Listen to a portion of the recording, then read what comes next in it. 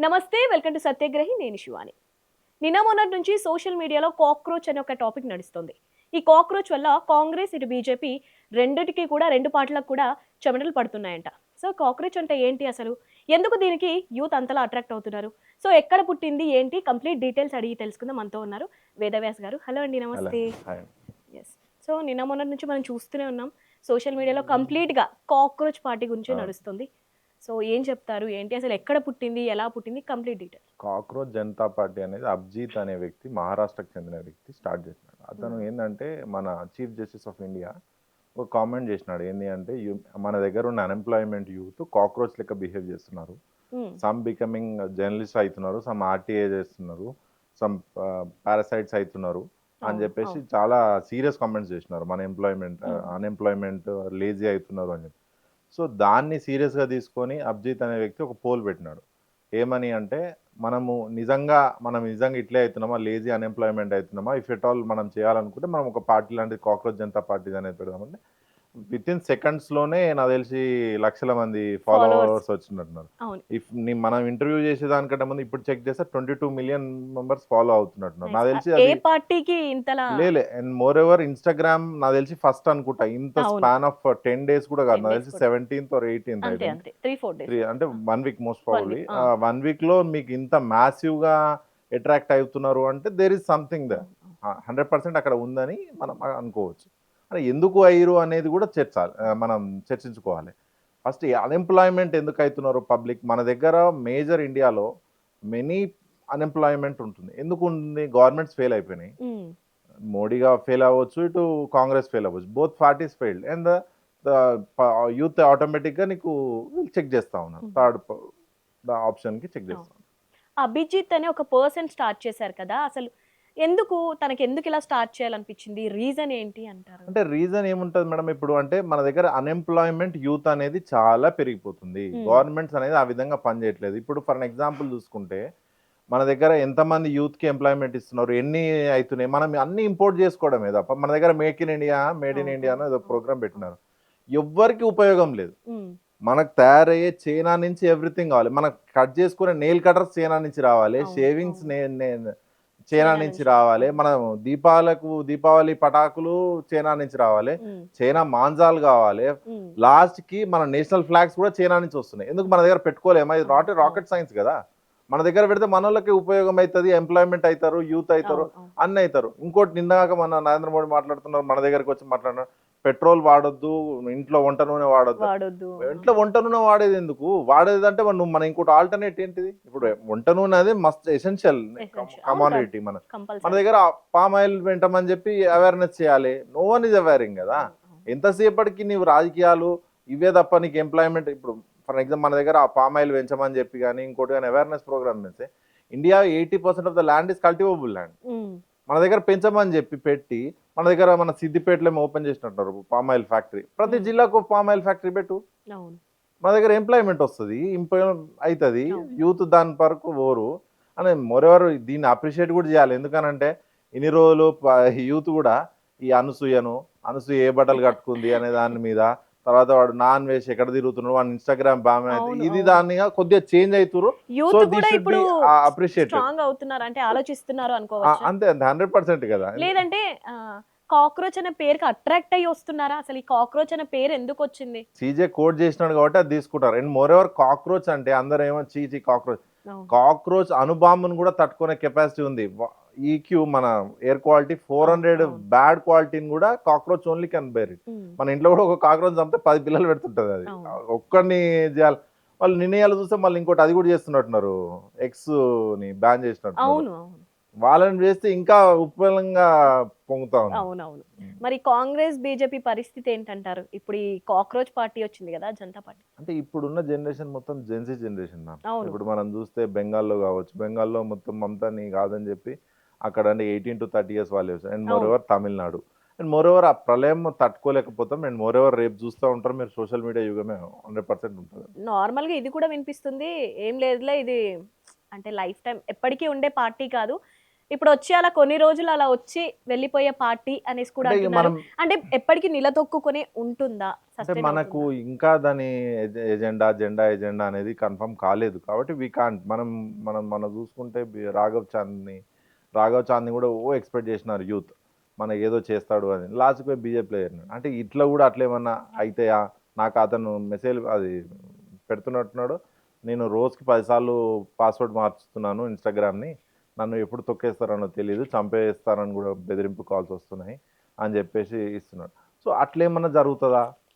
చెప్పలేం గదా! మనం two early to decide what will happen. అంటే జనరల్‌గా యూత్ కూడా అసలు పాలిటిక్స్‌కి చాలా దూరంగా ఉంటారు. ఇప్పుడున్న జెన్‌జీ అయితే ఇంక అసలే లేదు. అవును. అసలు దీనికి అంతలా అట్రాక్ట్ అవ్వడం ఏంటి రీజను? అంత మిలియన్ ఫాలోవర్స్ రావడానికి ఏంటి? అసలు దేనికి అట్రాక్ట్ అయ్యి వస్తున్నారు? అంటే చాలా పార్టీస్ ఉన్నాయి. చాలా అవేర్‌నెస్‌లో నడుస్తున్నాయి. కానీ దీనికే రావడానికి పర్టిక్యులర్ రీజన్ ఏంటి అంటే అంటారు? మెయిన్ అన్‌ఎంప్లాయ్‌మెంటే మేడం. Main hmm. అన్‌ఎంప్లాయ్‌మెంట్. ఇప్పుడు మీరు చూస్తే ఎవ్రీవన్ ఇన్‌స్టాగ్రామ్ వాడుతున్నారు. అవును. 24/7 దాన్ని అసలు పొద్దున్న లేచి ఆ రీల్స్ చూడకుంటే ఏదో అంతే కొంపలు కదా! మునిగిపోతాయి అన్నట్టు అవును. చూస్తున్నారు. అవును. అంటే ఎవ్రీ యూత్ అట్లయితున్నారు. ఎందుకు మెయిన్ వాళ్ళకి ఎంప్లాయ్‌మెంట్ లేదు. ఫస్ట్ హ్మ్. థింగ్. పనుంటే ఇప్పుడు మనకు గూడా ఏదైనా పనుంటే ఆ పని మీదనే ఉంటాం గానీ, ఈ రీల్లు చూసే పనుండదు. అవును. ఏదైనా పని లేకుంటేనే ఆ రీల్లు. సో, అట్లా జనం అట్రాక్ట్ అయితున్నారు. గవర్నమెంట్స్ ఫెయిల్ అయిపోయినాయి. హ్మ్. Congress, BJP both failed. వీళ్ళ స్కీమ్సే లేవు గదా! అవును. ఎంప్లాయ్‌మెంట్ ఏ విధంగా చేస్తావు అనే స్కీమ్సే లేవు. లేవు. ప్రైవేట్ అవును. సెక్టార్‌లో అవును. జాబ్స్ ఇస్తావా? ఏ సెక్టార్‌లో జాబ్స్ ఇస్తావు అనేది లేదు. అండ్ మోరోవర్ మన దగ్గర పెడితే ఎంఎస్ఎంఈ స్కీమ్స్ కింద ఇన్ని లోన్స్ ఇస్తాం, అన్ని లోన్స్ ఇస్తాం. ఏది ఒక్కంత లేదు. వరకు అవును. అసలు ఆ శ్వేతపత్రమే విడుదల చేయలే. ఇంతమందికి ఇచ్చినాం 20,000 అవును. మాఫీ చేసామని ఇచ్చారు. అవును. 20,000 ఇచ్చినామని చెప్పి ఇచ్చినట్టున్నారు. హ్మ్. ఆ 20,000 ఎవరికి ఇచ్చినామో ఓన్ దగ్గర లేదు. సో, ఇప్పుడు మన దగ్గర గూడా అప్పట్లో రేవంత్ ఇన్నిస్తాము జాబ్స్ అన్నిస్తాము అని అన్నారు. ఇప్పుడు చూస్తే ఆ హామీ ఏది కూడా నెరవేరట్లేదు. అంటే మెయిన్ ఏందంటే మనలో అంటే గవర్నమెంట్స్ ఈ విధంగా కాకుండా ఇన్ ఎంప్లాయ్‌మెంట్ సిస్టమ్ అనే దాని కాకుండా నీ ఎంప్లాయ్‌మెంట్‌లు ఎట్లా సృష్టించాలి? కంపెనీస్ ఎట్లా రావాలి? అనే దాని మీద దృష్టి పెడితే ఏ ప్రభుత్వం అయినా, ఈ ప్రభుత్వం అయినా, రేవంత్ ప్రభుత్వం అయినా, మోడీ ప్రభుత్వం అయినా, పోయినసారి కేసీఆర్ ప్రభుత్వం అయినా, ఏ ప్రభుత్వం అయినా ఎంప్లాయ్‌మెంట్‌ను ఎట్లా రేజ్ చేయాలి? అన్‌ఎంప్లాయిడ్ మన దగ్గర చాలా మంది ఉన్నారు. ఇన్ని లక్షల మంది ఉన్నాయి. నేను ఇందాక చెప్పినట్టు ఫ్యాక్టరీస్ పెంచాలి. అవును. మన దగ్గర ప్రతీది చైనా నుంచే మేడం. అవును. దీపావళి పటాకులు, పతంగులు, ప్రతీది. ఇవి గూడా చైనా నుంచి అంటే అన్నీ ఇంపోర్ట్ చేసుకుంటా ఉన్నాం. ఏది గూడా మన దగ్గర అటువంటి ఫ్యాక్టరీస్ పెట్టాలి. ఇప్పుడు స్క్రీన్ గార్డ్స్, ఫోన్స్, సోలార్ అంటుంటాం. సోలార్ హ్మ్. ప్యానెల్స్ అన్నీ గూడా చైనా నుంచే తప్ప మన దగ్గర సొంతంగా పెట్టుకుంటే అదేం పెద్ద లక్షల కోట్లు గాదు. ఇంకోటి గాదు. హ్మ్. అంతేగాని అది జేయకుండా ఎంతసేపటికి ఎంప్లాయ్‌మెంట్ ఇయ్యాలనేది కరెక్ట్ కాదు. వ్యాస్ గారైతే ఈ కాక్రోచ్ పార్టీ మెయిన్ థీమ్ ఏంటి? అంటే మెయిన్ మోటో ఏంటి? అంటే ఏం చేద్దాము అనేసి? వాళ్ళ మెయిన్ ఫస్ట్ వాళ్ళేదో 5 ఎజెండాస్ ఇచ్చినట్టున్నారు. వాళ్ళు 5 ఎజెండాలో హ్మ్. మెయిన్ ఎజెండా ఏంది అంటే, మా దాంట్లో సీజేలు అయిన తర్వాత రాజ్యసభ మెంబర్లు కావద్దు. ఇది హ్మ్. First agenda. ఎందుకంటే మనం చూసుకుంటే గౌరవ్ గొగోయ్, రంజన్ గొగోయ్ హ్మ్. వాళ్ళని సీజే నుంచి రాజ్యసభ చేసినారు. ఆ మెప్పు కోసం ఏమన్నా సీజే అట్లా మాట్లాడుతున్నాడా అనే హ్మ్. ఉద్దేశంలో ఉందేమో అని చెప్పేసి అది మెయిన్ ఎజెండా అటువంటి పెట్టుకున్నాం. ఎందుకంటే మనం చాలా సూన్ మేడం ఇది.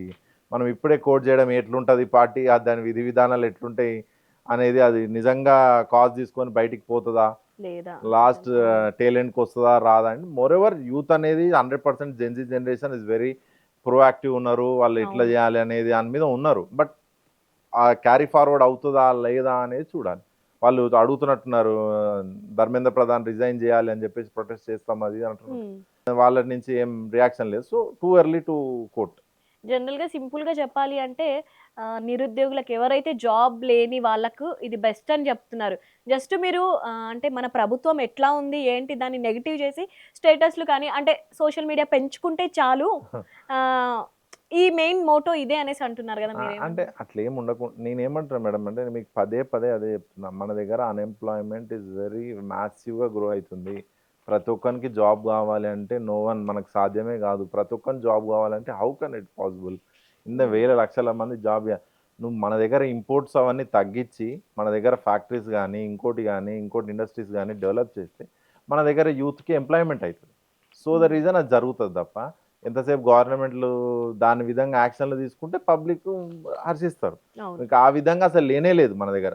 ఏ ఒక్కరు మనం 75 ఏళ్ళ స్వతంత్ర దేశం ఇంకా కరెంట్ ఫ్రీ ఇస్తాం, నీళ్లు ఫ్రీ ఇస్తాం అని ఓట్లు అడుగుతున్నాం అంటే ఇంకా ఇంతకంటే దారుణం ఉంటుందా? ఇండియా ఎప్పుడు డెవలప్ అయ్యేది ఇంకా? ఒక చిన్న కాక్రోచ్ అంటే మొత్తం కొంప ముంచేసింది ఈ రెండు పార్టీలని. అవును. బీజేపీ, కాంగ్రెస్ రెండు ఇప్పుడు ఎలా ఉండబోతున్నాయి ఏంటి?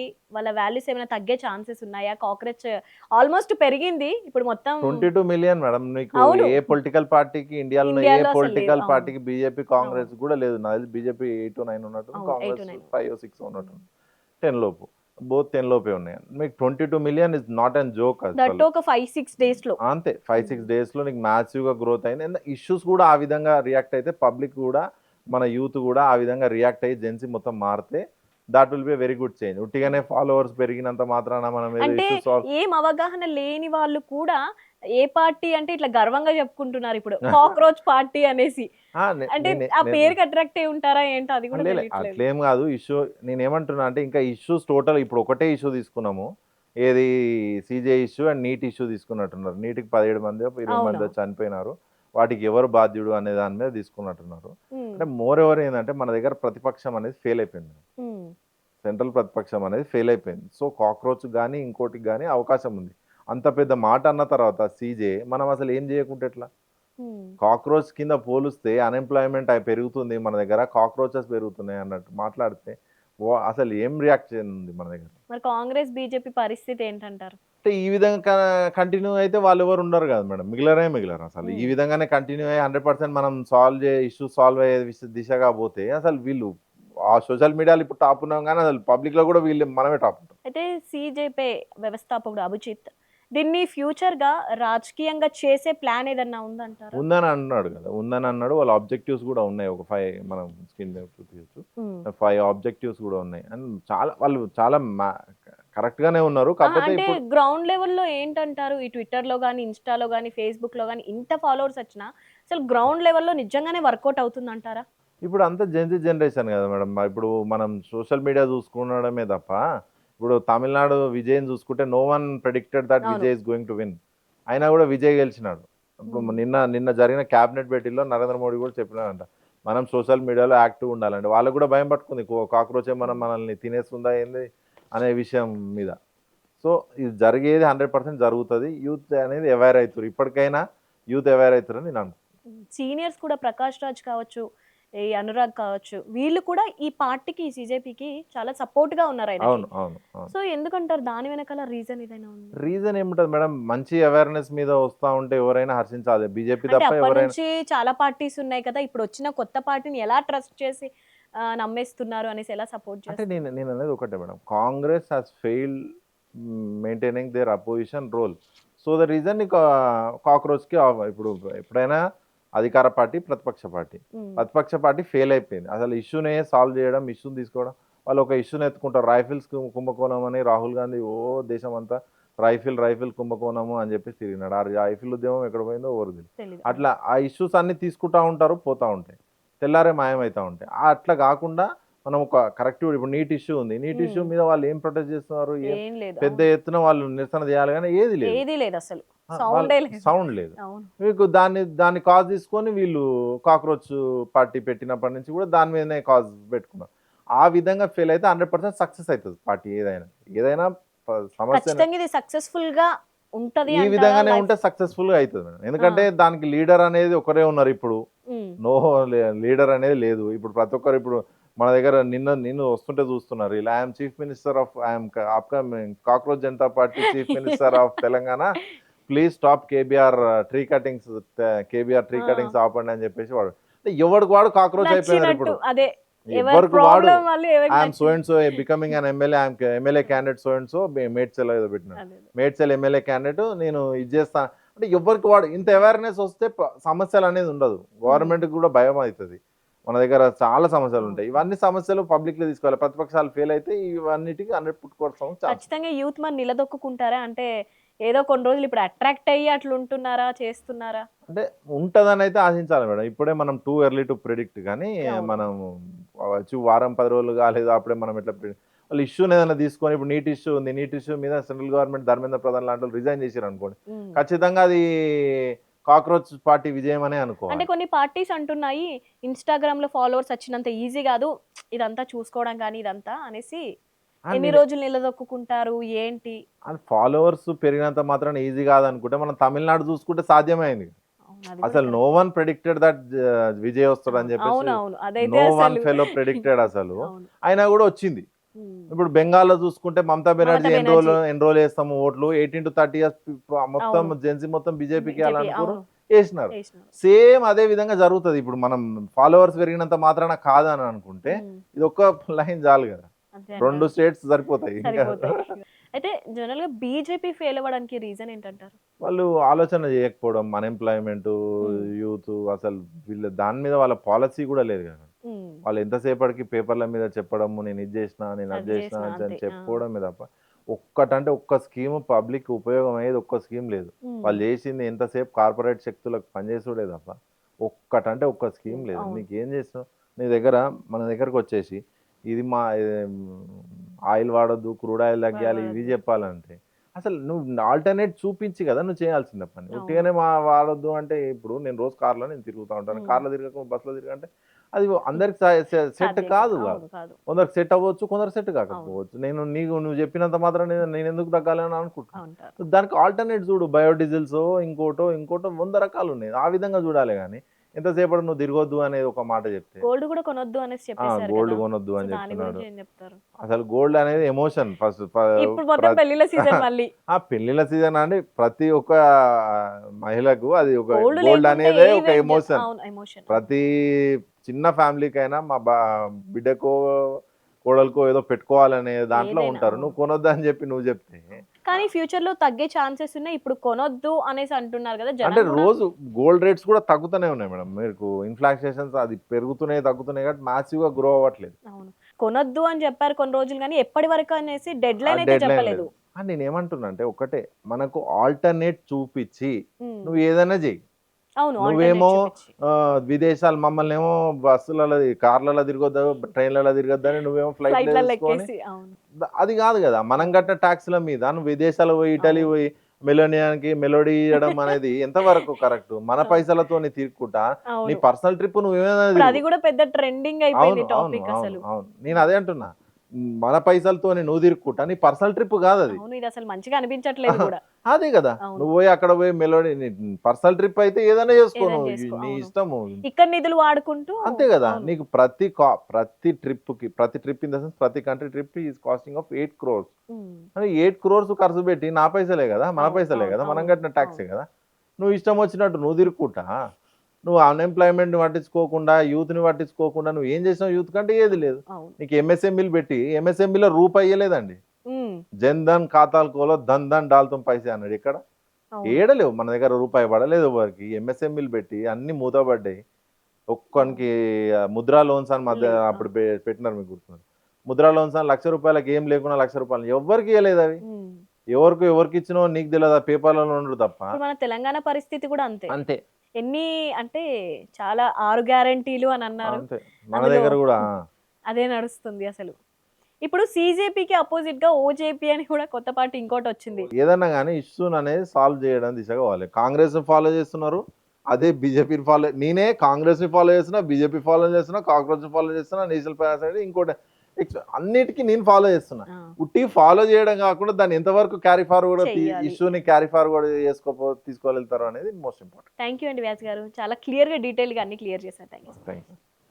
సో చూసారు కదండీ! ఇది ఇవాల్టి ప్రోగ్రామ్. మరో ప్రోగ్రామ్‌లో మళ్ళీ కలుద్దాం. అంతవరకు సెలవు. నమస్తే.